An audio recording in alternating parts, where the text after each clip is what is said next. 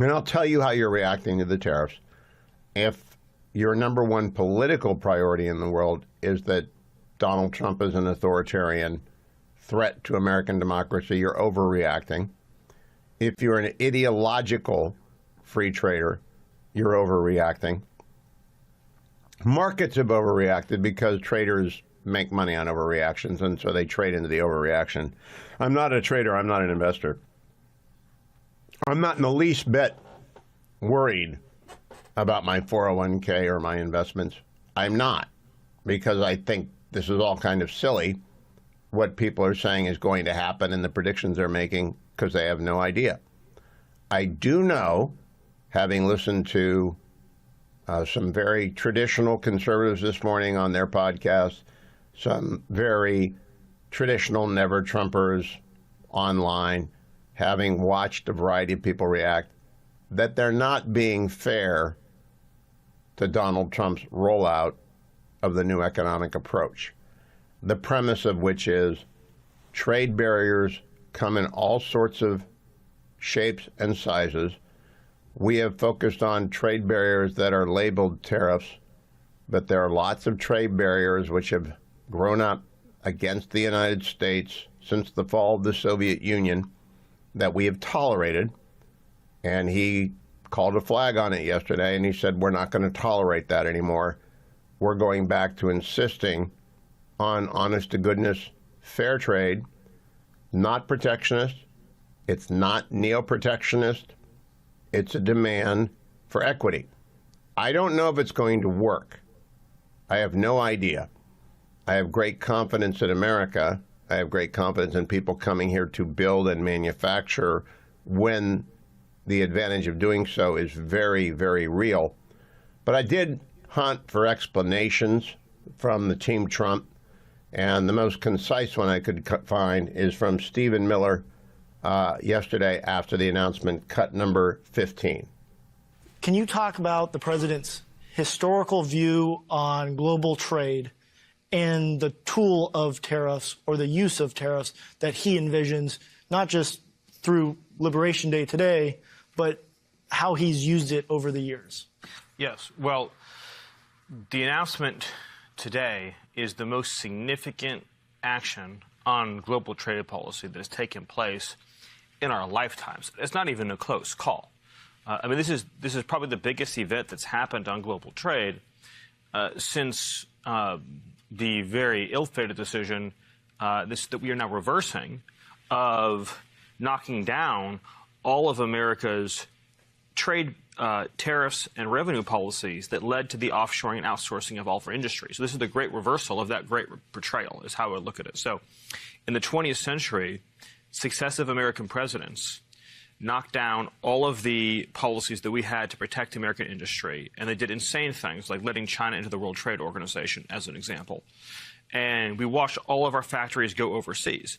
This is the complete reversal of that. This is the great onshoring, the great reshoring of American jobs and wealth. So if you look at America today, we're totally dependent on foreign countries for the supplies that make this country run, for all of the essential goods, materials, manufactured products that make it possible for us to live our lives. Our cars, our electronics, all the materials that go into our homes, our buildings, our medical supplies, our entire supply chains are completely embedded in foreign countries. So if there's a national emergency of any kind, and a country shuts off an import, or a foreign power embargoes a sea lane, we are then left defenseless, helpless, because of the decisions that prior leaders made that President Trump is now reversing to let all of these industries leave our country. And so what he's doing today is, for the first time ever, he's saying that if you have stolen our jobs and therefore threatened our national security, we will apply a reciprocal tariff based on the degree of your misconduct. So for countries like China, for example, they will see a very high tariff rate because they've engaged in the most egregious conduct that threatens our national security. For countries that have severe but not as severe misconduct, they'll see a moderate but not as high tariff rate. The effect, though, of those global tariffs will be that companies will have to move their production back into the United States. So factories will leave, whether it be Mexico or Canada or Vietnam or Cambodia or China or the European Union.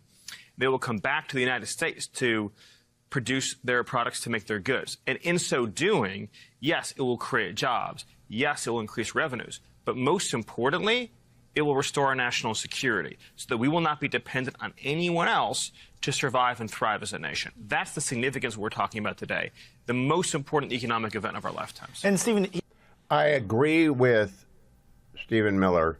It is the most significant economic policy change of my adult life, other than the tax cuts of Reagan and the tax cuts of Donald Trump. They are the most important, and we have to get the tax cuts through rather quickly, and I hope the Senate and the House are listening, and they're moving quickly. But what Stephen Miller laid out that I think most of the commentary has missed that's negative is that the national security component of this is real. This is not post-World War II, when the United States adopted the Marshall Plan and adopted trade policies to lift up a destroyed world and to stand it on its feet to face Soviet communism. And it's not in 1991, after the collapse of the Soviet Union, when we were under the illusion that China and its allies were our friends. It's 2025. And while we remain the dominant economic player on the globe, we have to change our policies, and it may or may not involve the tariffs that were announced yesterday. I'm not an economist. I focus mostly on politics, national security, and the law. And I do not claim to know anything about economics. I am ideologically a free trader. The United States was built on free trade. The reason the Constitution was adopted, the reason it actually came into being, is that during the Continental Congress, the Articles of Confederation years, from the time of the successful British Revolution through 1789, is that there were dislocations in the new states, even though they were in a confederation, and trade barriers were popping up, and it wasn't working out the way we thought it was going to work out, and so we adopted an internal free trade zone. At that time, it was the 13 states, and then it expanded with the country. And we have complete free trade in the United States. We do have a dormant commerce clause issue. Sometimes states screw around by trying to exclude other states, and that's a very arcane area of constitutional law I'm not going to bore you with. But our model is not the world's model. The world adopted the model that the United States will subsidize us because, well, originally because we needed their alliances and we needed to protect them from the Soviet Union. And after the Soviet Union went away, we adopted free trade policies on the presumption that the end of history, that was the famous Francis Fukuyama book, that we'd reach the end of history and everyone would become a liberal democracy and everyone would embrace free trade. And we had rounds of the GATT, General Agreement on Trade and Tariff. And it looked like it was going that way. But then it's changed. All right, what has changed is the rise of a predatory China. China is the greatest adversary facing the United States. It is our enemy. And they have allies in Russia, in North Korea, and especially in Iran. We are right now focusing an enormous amount of military might around Iran, and before the show could over, we might strike it. I don't know. I don't expect Donald Trump to tip his hand there. He's given them a choice. What yesterday was, the way I heard it, because I hear things through a national security lens, is pick sides. You need to trade fairly with us and be on our team, and you can be on China's team. And the big villain here in the trade wars is China. And they got hammered the most. So I was listening to the commentary pod this morning. I listened to Matt Continetti. I always do. I think Matt's very, very brilliant. Talking about the fact that we levied a big tariff on Cambodia. I've been to Cambodia. They don't actually make much. But you know the one thing they are making? The one thing I saw when I was there? The big port. You know who's building it? China.